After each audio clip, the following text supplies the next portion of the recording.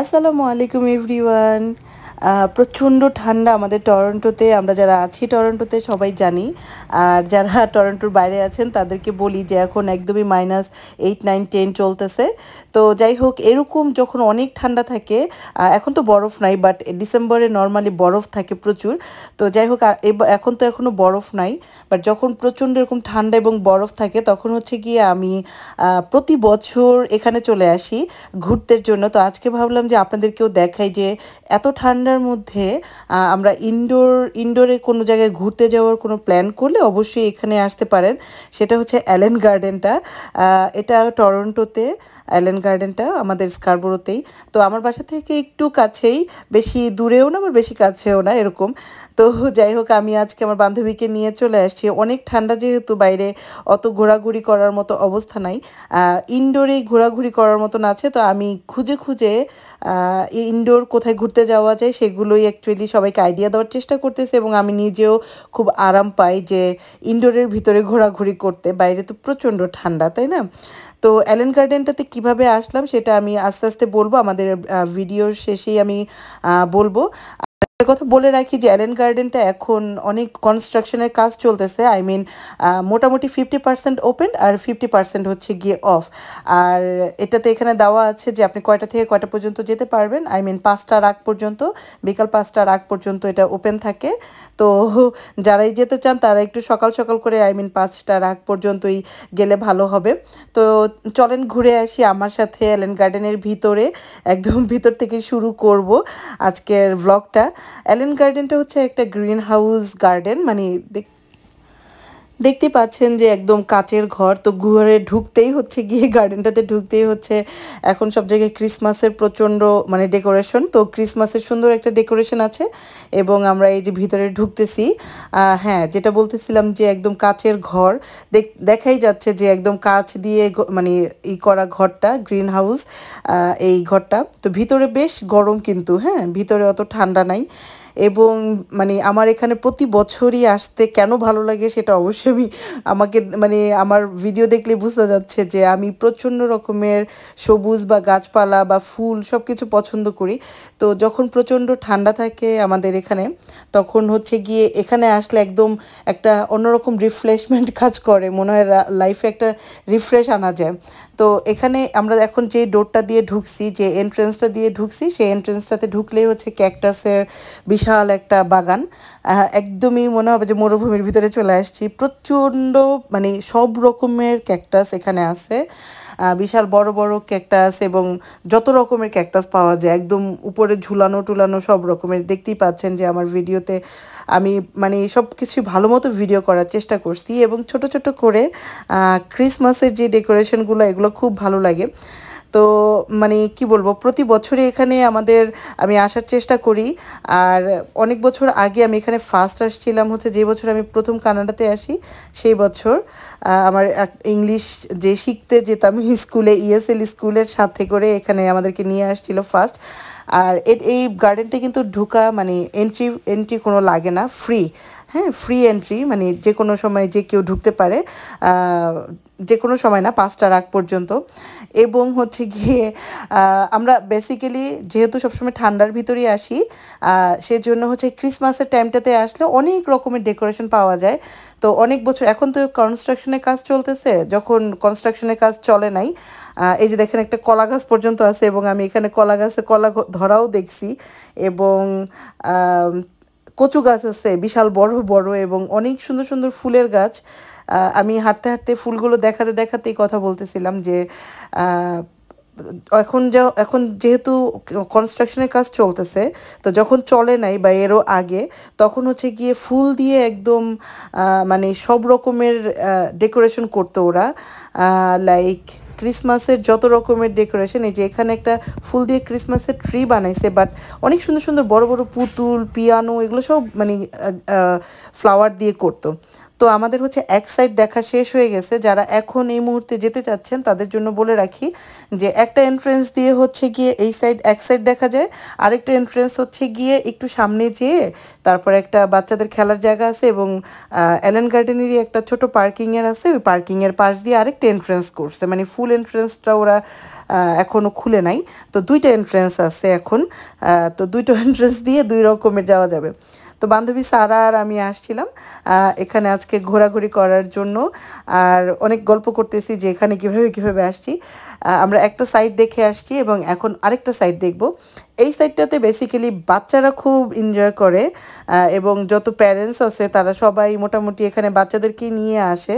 ওরা খুব এনজয় করে কারণ এখানে দুইটা ছোট ছোট মানে পন্ড টাইপের আছে বা পানি আছে, যেগুলো কিনা ফিশ তারপরে মানে কচ্ছপ এগুলো দিয়ে একদমই ভরপুর ভরা। তো বাচ্চারা এগুলো খুব এনজয় করে এখানে। এবার এসে যেটা দেখলাম যে এখানে ফিশগুলো সরায় ফেলছে এবং ফিশের জায়গায় ওরা অনেকগুলো কচ্ছপ এনে রাখছে। তো কচ্ছপ আগেও ছিল, বাট এবার এনে দেখলাম যে অনেক বেশি কচ্ছপ, শুধু মানে কচ্ছপগুলোই আছে, ছোট ছোট কচ্ছপের বাচ্চাগুলা। আর এখানে যে পানিটা মানে হচ্ছে এটা মানে এই সাউন্ডটা শুনতে এত ভালো লাগে। এই ব্রিজটার উপরে দাঁড়ায় দাঁড়ায় মনে হয় অনেকক্ষণ এই পানি পড়ার সাউন্ডটা শোনা যায়।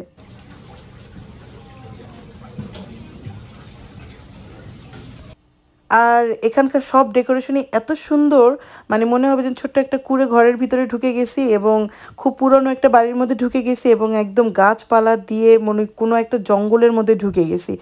একদম কি বলবো, নিঃশ্বাস নেওয়ার মতন একটা জায়গা, এত সুন্দর, এত গাছপালা। এবং এখানে মানে যেহেতু কনস্ট্রাকশন চলতেছে একটু কমায় ফেলছে, বাট আগে আরও ছিল।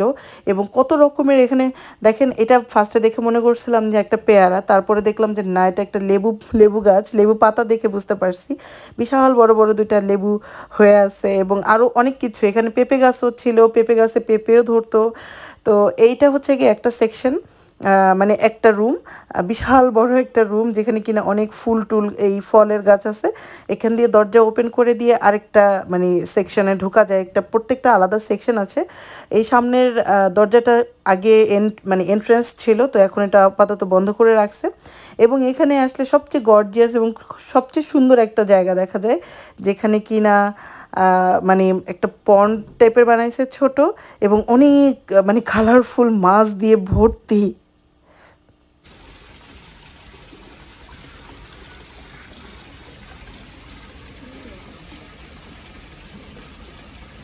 এখানেরও মানে এই যে পানি পড়ার যে শব্দটা মানে এত সুন্দর লাগে, এত ভালো লাগে, মনে হয় যে এখানে আপনি বসে থাকতে পারবেন না ঘন্টাখানেক, জাস্ট পানি পড়ার যেই সাউন্ডটা সেটা শোনার জন্যই। এবং তারপরে আমি ঘুরে ঘুরে দেখতেছিলাম যে ওরা যেহেতু জায়গা কমায় ফেলছে, তো ক্রিসমাসের একটা সুন্দর ট্রেন বানাইছে। শুধুমাত্র এই একটাই দেখলাম যে খুব সুন্দর একটা ক্রিসমাসের মানে ডেকোরেশন করছে। আর এখানে প্রচণ্ড মানে টিউলিপেরও বাগান করে, অনেক কিছুরই বাগান করে, ফুলগুলো দেখে দেখেই বোঝা যাচ্ছে। এবং এই সাইডে আরেকটা দরজা ছিল যেটা এখন অফ করে রাখছে, বাট তারপরও অনেক ভালো লাগে। আর বাচ্চারা তো এখানে আসলে খুবই মজা পায় সব কিছু দেখে। বাচ্চাদের এন্টারটেনমেন্ট করার জন্য অনেক এলিমেন্ট আগে ছিল, এখন একটু কমায় ফেলছে, একটু একটু আছে। তারপরও দেখলাম যে অনেকেই বাচ্চা নিয়ে আসছে আলটিমেটলি।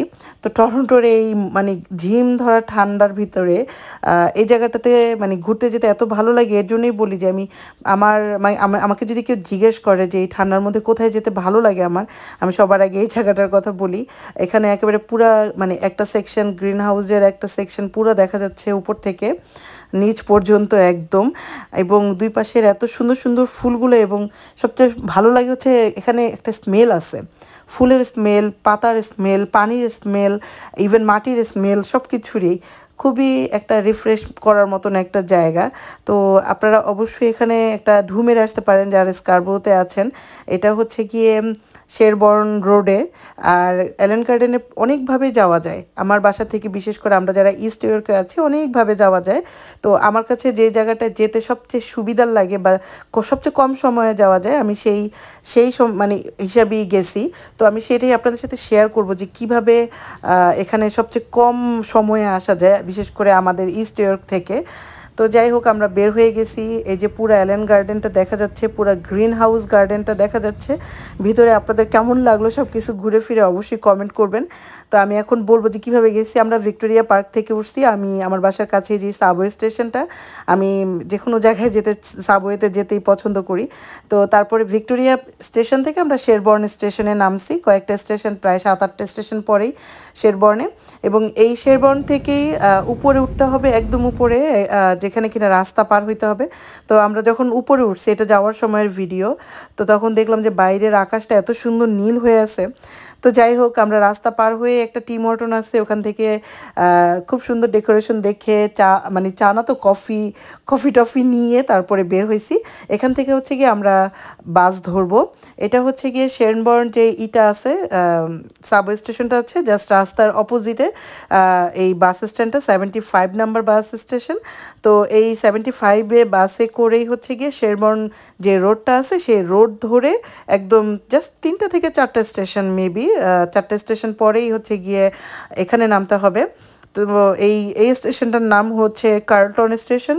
তো এখানে নামলেই রাস্তাটা আবার পার হইতে হবে। রাস্তাটা পার হলেই দেখা যাবে যে এটা একটা 4 রাস্তার মোড়। হ্যাঁ, তো 4 রাস্তার মোড়ের যেখানে অ্যালেন গার্ডেনটা, সেখানে আলটিমেটলি লেখা আছে, বড় করে একটা সাইনবোর্ডই দেওয়া আছে, যেটা হচ্ছে গিয়ে অ্যালেন গার্ডেনের মানে জায়গাটা। তো খুবই সহজ এবং কম সময়ে যাওয়া যায়। অনেকভাবে এখানে যাওয়া যায়, স্ট্রিট কারে করে যাওয়া যায়, বাট স্ট্রিট কারে করে যাইতে অনেক সময় লাগে, প্রায় 1 ঘন্টার উপরেও লাগে। তো এটা হচ্ছে গিয়ে আমার কাছে সবচেয়ে কম সময়ে চলে আসা যাওয়ার মতন একটা জায়গা। আর বাকি মানে ট্রেন বা বাস থেকে নেমে এই যে বাকি এতটুকু জায়গা শুধু হাঁটতে হয়, ওই যে ইটা পর্যন্ত, গ্রিন হাউসের যে ইয়াটা গার্ডেনটা, অতটুকু পর্যন্ত হাঁটতে হয়। তো যখন মানে থাকে, বরফ থাকে, তখন একটু হাঁটাহাঁটি করতে প্রবলেম, আমাদের এবার প্রবলেম হয় নাই। সবার কেমন লাগলো অবশ্যই জানাবেন এবং থ্যাঙ্কস ফর ওয়াচিং। দেখা হবে অন্য কোনো ভ্লগে। ভালো থাকবেন সবাই।